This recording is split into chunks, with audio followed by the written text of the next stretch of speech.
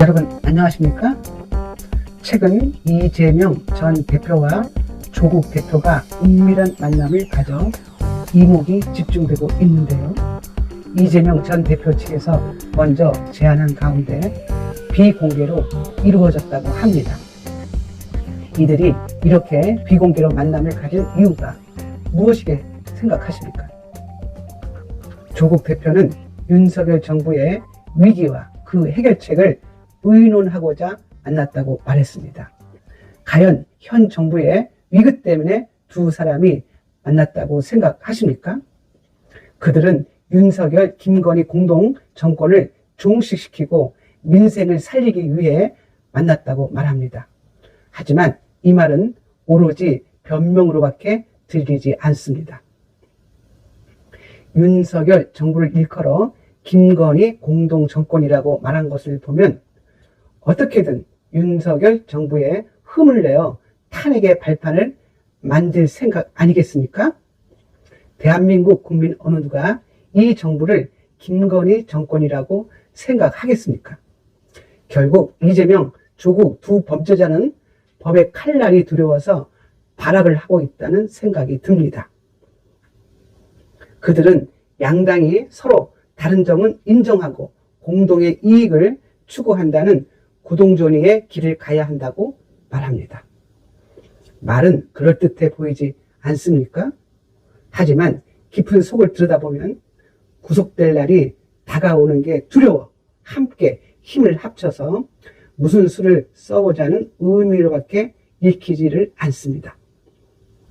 두 사람은 모두 법의 칼끝이 천천히 들어오기를 바라고 있지 않겠습니까? 두 사람 사이에 금이 생기면 자신들에게 미래가 없다고 판단한 것입니다. 당장 10월이면 두 사람의 운명을 장담할 수가 없습니다. 국내 대법원의 상황도 보수 우위로 달라져서 두 사람 중에 누가 먼저 법의 칼날을 받게 될지 장담할 수 없는 상황 아니겠습니까? 그런데다가 10월 16일이 하반기 재보궐선거일이라는 점입니다. 당장 인천과 전남 지역에서도 두 정당은 후보를 내야 하지 않습니까?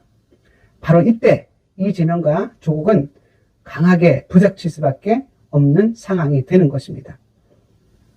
이게 바로 운명적인 구조 아니겠습니까?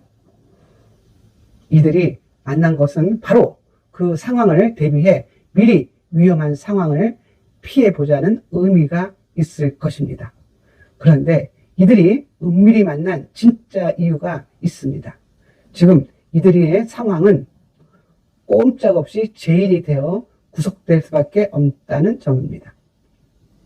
조국은 이번에 구속되면 2년 형기를 다 채우지 않는다고 하더라도 향후 피해 선고권이 없습니다. 조국이 사는 방법은 이재명의 힘을 빌리는 것 아니겠습니까? 그래서 조국 대표가 있는 힘을 다해 이재명을 대통령으로 만들 수 있는 구조를 만들려고 발악을 하는 것입니다. 이재명이 운 좋게 구속을 면하고 대선을 조금이라도 앞당겨 칠 수 있도록 상황을 만들어 가고자 하는 것 아니겠습니까?